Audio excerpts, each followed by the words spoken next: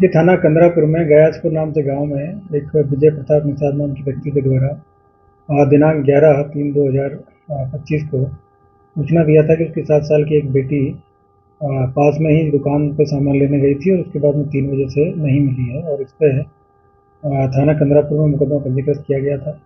और उसके बाद में कई टीमों का गठन करके और उसकी तलाश की गई थी और आसपास के खेतों में और घरों में और जो पास में एक छोटी नदी थी वहाँ सब जगह तलाश कराया गया, लेकिन जो लड़की है वो नहीं मिली थी। और सुबह करीब 8 बजे सूचना मिली थी कि उसकी डेड बॉडी वहाँ पास में ही एक जो सरसों का खेत है उसके अंदर पड़ी हुई है।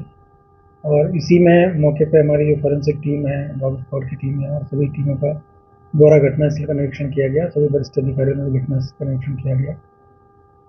देखने पर जो लड़की है उसमें उसमें लग रहा था कि उसकी गला दबा के हत्या की गई है।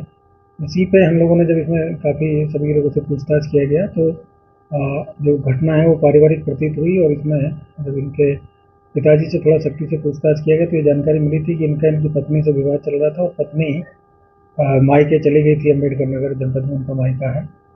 और 3 बच्चे इन्हीं के पास में थे और ये जो बेटी है ये दूसरे नंबर की बेटी है जिसकी मृत्यु हुई है।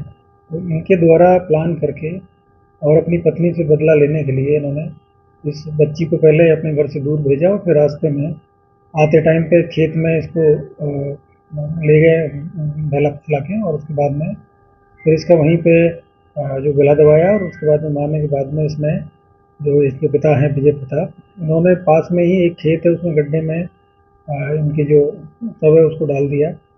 और जब पुलिस को उसके बाद में फिर प्लान करके फिर पुलिस को अपहरण की सूचना दिया।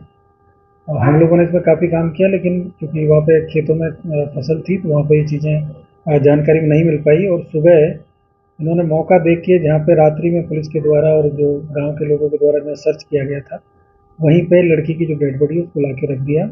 और सुबह फिर इन्होंने सूचना दिया 12 तारीख में। तो इस तरीके से पूरी प्लानिंग से इन्होंने इस घटना को अंजाम दिया और अपनी जो बेटी है उसका इन्होंने उसको मर्डर किया है। और साथ में इनके 2 लोग थे, इनकी एक बहनोई है, उनको भी इस चीज़ की जानकारी थी और इनका एक दोस्त है उसको भी इनकी जानकारी थी, जिसमें एक जनई यादव है जो कि इनके गांव के रहने वाले हैं, वो इनके दोस्त हैं। और दूसरे सेवक निषाद है जो कि इनके सगे बहनोई हैं और वो भी इस घटना में शामिल रहे। तो तीनों लोगों को इनमें कल गिरफ्तार कर लिया गया है और इनको गिरफ्तार करके जेल भेजा गया।